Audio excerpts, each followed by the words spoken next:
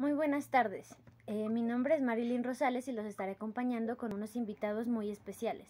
El podcast de hoy es muy interesante ya que trataremos una problemática del país, la cual es el surgimiento y la permanencia de las FARC en Colombia, que va en contra de una de las formas de legitimidad como lo es la autoridad tradicional.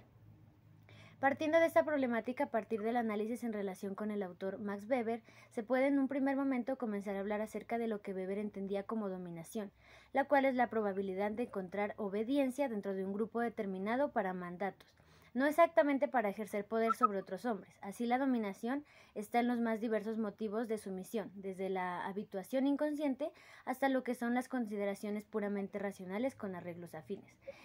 Un determinado mínimo de voluntad de obediencia, o sea, de interés en obedecer, es esencial en toda relación auténtica de autoridad. En este sentido, Max Weber trae el concepto de legitimidad refiriéndose específicamente al punto de aquellas representaciones de validez para la adhesión a un determinado orden, pero esa adhesión no se da inmediatamente en la configuración del mandato o la obediencia, sino a partir del consenso. Para la legitimación de un orden, la legitimidad es entonces una probabilidad de que los dominadores justifiquen la validez de su dominio, de tal modo que ésta puede representarse en el dominado, no simplemente como conciencia de que el orden existente es bueno o justo, sino que tiene la fuerza suficiente como para imponerse, de tal modo el orden que se pretende como legítimo debe garantizar precisamente esta pretensión.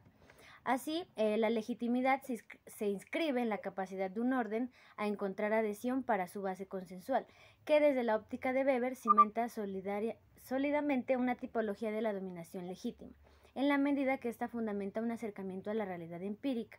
Partiendo de aquí, Weber elabora tres tipos de dominación, la cual es la dominación tradicional, la dominación legal y la dominación legítima carismática. En este sentido, partiendo de la problemática que traemos el día de hoy, que es el surgimiento y la permanencia de las FARC en Colombia, que va en contra de una de las formas de legitimidad como lo es la autoridad tradicional, en esta relación con estos tipos de dominación legítima he traído dos invitados para el podcast de hoy que nos van a ampliar más esta temática. Procedo a presentarlos, son los analistas Andrés Quenorán y Vanessa Tovar. Vale, muy buenas tardes. Bueno, teniendo en cuenta que las FARC, las Fuerzas Armadas Revolucionarias de Colombia, tienen sus raíces en un conflicto anterior. Entonces, ¿qué pasa? Los guerrilleros liberales, nacidos del enfrentamiento entre los partidos tradicionales, en los años 40, se habían mantenido en armas, instigados por sus dirigentes en los llanos y en el Tolima. Las FARC se fundan oficialmente en 1964, cuando Marquetalia era uno de los principios de la época de la violencia. Algunos liberales, que se habían armado para hacerle frente a los ejércitos conservadores, no habían entregado las armas cuando el general Rojas Pinilla había concedido una amnistía general. Entonces, desde que fueron atacados, formaron lo que es una guerrilla móvil. Pero el problema no comienza ahí. Esto se comienza a los años 20. Especialmente en los baldíos, es decir, hectáreas de zonas verdes, cuando empezó la lucha entre campesinos y hacendados por el control de las tierras, mejor conocidos como unos feudales en esos tiempos.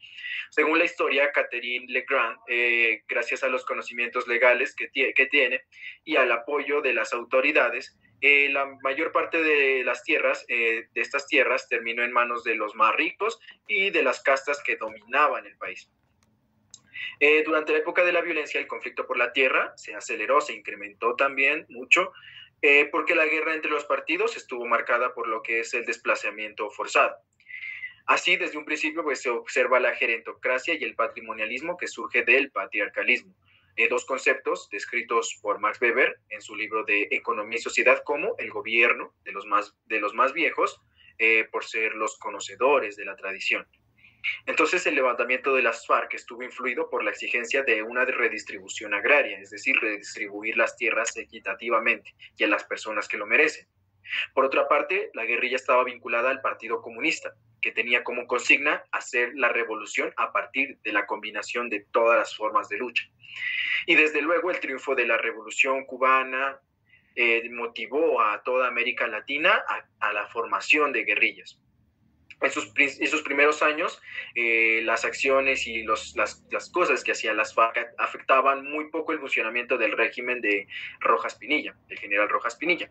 Otro concepto relacionado con el régimen de la época es el patriarcalismo, definido como el gobierno de una sola persona, basado en reglas hereditarias. El patriarcalismo, incluyendo un cuadro administrativo, se convierte lo que es en un patrimonialismo, que es la dominación ejercida en virtud de un derecho propio, y diferencia claramente al gobernante, en este caso lo que es el general Rojas Pinilla, de los subordinados. El patrimonialismo puede ser estamental cuando no hay una separación en el cuadro administrativo y los medios administrativos. Según Daniel Becaut, se trataba de un grupo aislado, con un pie de fuerza pequeño, las FARC. Contaba con alrededor de 900 combatientes a finales de los años 70, por lo tanto su capacidad militar era muy limitada, lo mismo que sus posibilidades de tomarse el poder. Aquí continúa mi compañera Vanessa. Gracias, Andrés. Buenas tardes. Muchas gracias por la invitación. Tomando en cuenta lo que acaba de mencionar Andrés, ahora nos enfocamos en lo que es la autoridad tradicional, que viene ligada a las creencias cotidianas que sirvieron durante varias generaciones, aunque también su legitimidad descansa en la santidad de ordenaciones y poderes de mando heredados de tiempos lejanos. Por lo cual, esa tradición está basada en la creencia que lo que siempre se ha hecho de una determinada manera debería de seguir haciéndose. La comunidad doméstica es un ejemplo de esa autoridad en la que las relaciones de dominación son relaciones de piedad hacia la persona que ejerce la autoridad. Ampliando un poquito más este tema, la relación del señor o los señores está determinada en virtud de reglas tradicionalmente recibidas. La asociación de dominación, como se la puede llamar, en el caso más sencillo, es primariamente una asociación de piedad, determinada por una comunidad de lo que es de educación. El soberano no es un superior, sino más bien es un señor personal. Su cuadro administrativo no está constituido por funcionarios, sino por servidores. Los dominados no son miembros de la asociación, sino compañeros tradicionales o lo que conocemos como súbditos. Las relaciones de este cuadro administrativo para con el soberano no se determinan por el deber objetivo del cargo, sino por la fidelidad personal del servidor. En cuanto a esto, entonces, relacionando con lo que son las fuerzas revolucionarias de Colombia, quienes van en contra del Estado, se da desde esta autoridad lo que se conoce como una resistencia. Esta resistencia se dirige cuando surge contra la persona del señor o de los servidores que desatendió los límites tradicionales del poder, pero no contra el sistema como tal, lo que se puede llamar como una revolución tradicionalista. En el tipo puro de esta dominación es imposible la creación deliberada por declaración de nuevos principios jurídicos o administrativos. Entonces, así nuevas creaciones efectivas solo pueden ser legitimadas por considerarse válidas de antaño y ser reconocidas por la sabiduría tradicional. Solo cuentan como elementos de orientación en la declaración del derecho de testimonios, en la tradición, como lo que son los precedentes y la jurisprudencia. Entonces, por lo descrito, esta dominación o autoridad tiene las características que prevalecen, como su nombre lo indica, en las sociedades tradicionalistas. Importante peso en lo patrimonial. Posterior a esta amplia pero importante definición de esta autoridad que hoy desarrollamos, vamos a hacer esa relación y la cual es el más central en este día. Lo descrito por Andrés es una base fundamental para saber el porqué del surgimiento, como ya se ha mencionado, de estos grupos, por lo cual les pido que no nos centremos tanto en la definición, sino más bien en la idea que se quiere, que queremos dar en esta oportunidad, el tomar que las leyes creadas desde esta autoridad y cómo se llevan a cabo generan lo que son estos grupos, pues en este caso en Colombia. El estar en desacuerdo de cómo se maneja el poder, de cómo se ve imposible cambiar una ley, también de llevar al poder nuevas de estas que mejoren y cambien un país y demás acciones hacen que suba oposición hacia ella.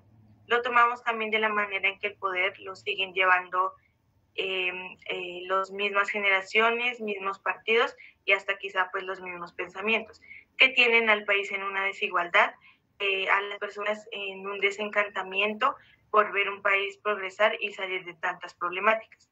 Todos estos y más factores llevan a relacionar la autoridad tradicional, especialmente con las fuerzas revolucionarias de Colombia. nacen por un objetivo, no solo por una revolución sin fundamentos, y siendo entonces esa espina para el Estado. No querer que se siga manejando el país, cambiar o transformar leyes y también pedir igualdad tanto para los que son pertenecientes a este grupo revolucionario como a los ciudadanos del común, colombianos que tampoco están de acuerdo con este gobierno. Esa es mi parte. Muchas gracias. Ha sido muy interesante esta temática que hemos tratado el día de hoy, pero pues lastimosamente el tiempo se nos está terminando. Agradezco a todos los que se conectaron a nuestra transmisión y los esperamos mañana nuevamente. No olviden que los acompañó Marilyn Rosales y nos vemos a la próxima. Chao.